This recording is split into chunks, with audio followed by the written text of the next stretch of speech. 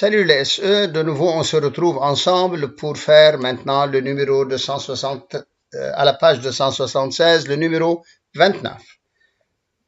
J'ai fait un tableau qui résume ce qui est tracé dans le livre et qui me donne toute la donnée exacte du problème. Dans ce problème-là, je répète rapidement, on avait un bijoutier qui possède 20 boîtes de bijoux.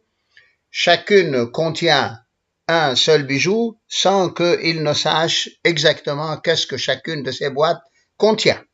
Mais en gros, il connaît qu'il y a 6 montres en or, 8 bracelets en or, 2 montres en argent et 4 bracelets en argent. Tous ces bijoux sont dans les 20 boîtes. Chacune contient un seul bijou comme on donne dans l'hypothèse. Alors, je commence avec la première question. Calculer la probabilité que la boîte tirée contient un bijou en argent. L'événement là, on l'a noté par A. Alors, P de A égale, c'est un bijou en argent parmi les 20. Or, il y a 6 bijoux en argent. Les voilà. Tous les bijoux en argent, c'est-à-dire et les montres en argent et les bracelets en argent. Parmi 20, alors c'est 6 divisé par 20. Maintenant, la deuxième question, probabilité de B, la boîte tirée contient un bijou en or, sachant que c'est un bracelet. Puisque je sais que c'est un bracelet, alors c'est parmi les bracelets que je vais tirer. Parmi les bracelets que je vais tirer, c'est-à-dire parmi 12 bracelets. Qu'est-ce qu'il y a comme bijoux en or parmi ces 12? Il y a seulement les bracelets en or. Alors c'est 8 divisé par 12. 8 divisé par 12. On pourrait l'appeler ça bracelet en or sachant que c'est un bracelet. Bracelet en or sachant que c'est un bracelet. Ou bien bijou en or sachant que c'est un bracelet. Je continue avec la partie B maintenant.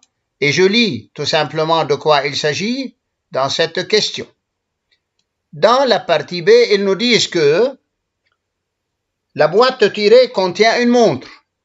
Alors, cette petite phrase-là me dit, sachant que c'est une montre. On sait que c'est une montre. Donc, c'est parmi les montres que l'on va raisonner à tirer. Calculer la probabilité que cette montre soit en or. Alors, tout simplement, c'est exactement nombre des montres en or divisé par nombre des montres entiers. Le nombre des montres, c'était 8. Le nombre des montres en or, c'était 6. Alors, c'est 6 divisé par 8. 0,75. Je reprends que le mot on sait que, ou bien sachant, ça signifie que l'on va tirer parmi les montres, et choisir une montre en or. Maintenant, dans la deuxième question, ils vont nous indiquer une certaine variable aléatoire. Il me dit que il va tirer cette fois 2 boîtes et non pas une seule. Mais au hasard toujours.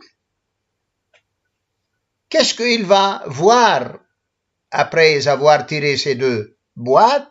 Alors, ils me disent que je dois regarder le nombre, faites bien attention, je dois regarder le nombre des montres en or que j'obtiens lorsque je tire simultanément 2 boîtes. Je tire simultanément 2 boîtes.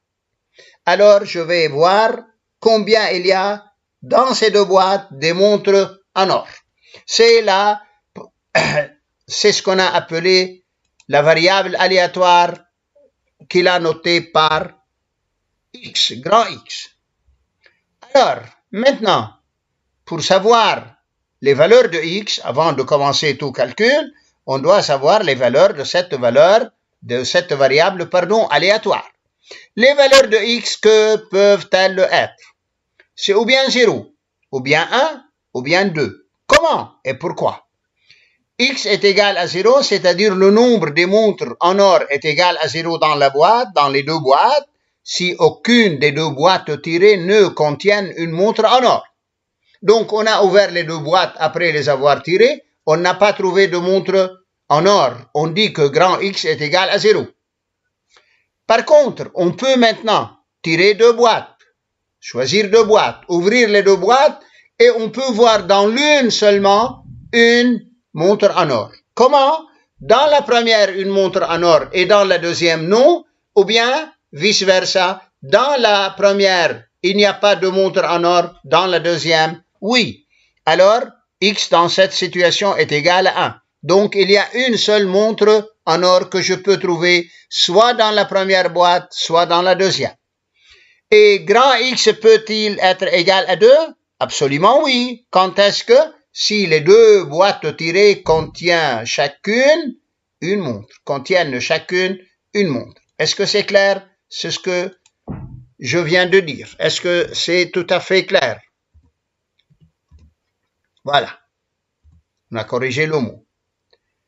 Donc, quelle est la loi de probabilité maintenant?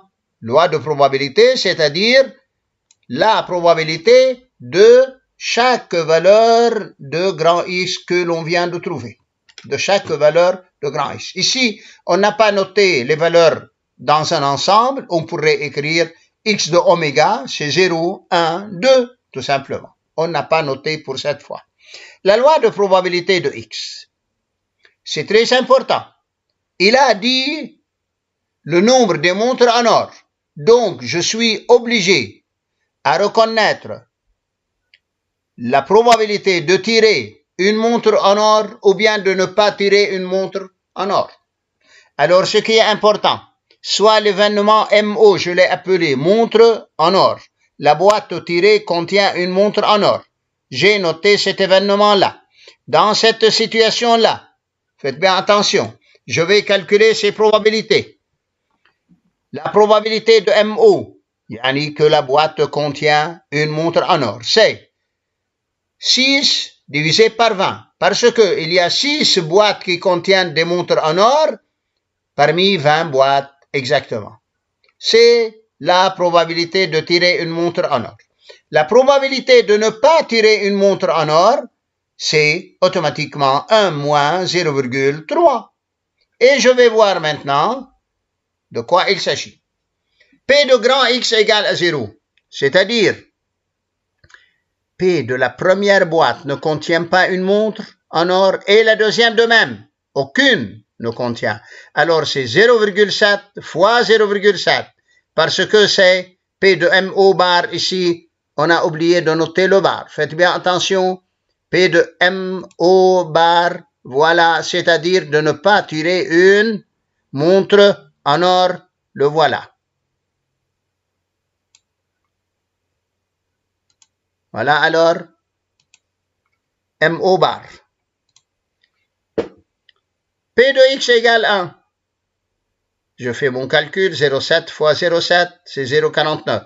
Ici, c'est-à-dire la première ne contient pas et la deuxième ne contient pas. Regardez bien, la première ne contient pas et la deuxième ne contient pas. P de grand X égale 1. C'est comment? C'est deux cas, deux possibilités. C'est la première boîte ne contient pas une montre en or et la deuxième, oui, elle contient. Ou bien, la première boîte contient une montre en or et la deuxième, non. La première ne contient pas, c'est-à-dire 0,7, et le X le fois. La deuxième contient avec 0,3 ou le plus. La première ne contient avec 0,3 et la deuxième non avec 0,7. Je fais le calcul pour obtenir 0,42. Je passe à P de grand X égale à 2.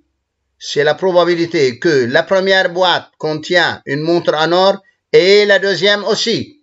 Alors, et la première contient et la deuxième contient. C'est-à-dire c'est 0,3 fois 0,3 qui est 0,09. Je reprends ici à ce que le total des probabilités dans la loi des probabilités, elle doit être toujours égale à 1. La somme toujours égale à 1. Je prends 0,49, 0,09 et 0,42. Le total, c'est toujours égal à 1. Faites bien attention. Sinon, il y aurait des erreurs de calcul. C'est clair, je crois. Maintenant, dans la dernière question, il demande tout simplement de calculer l'espérance mathématique de x. Or, c'est très simple. Chaque valeur de x par sa probabilité. Alors, c'est 0 par 0,49 plus 1 par 0,42 plus, comme vous voyez, 2 par 0,09. Et je fais le calcul pour obtenir 0,6. Allez, bon travail et à bientôt. Il me reste un certain problème. Faites bien attention, on ne va pas le rater, ce problème-là.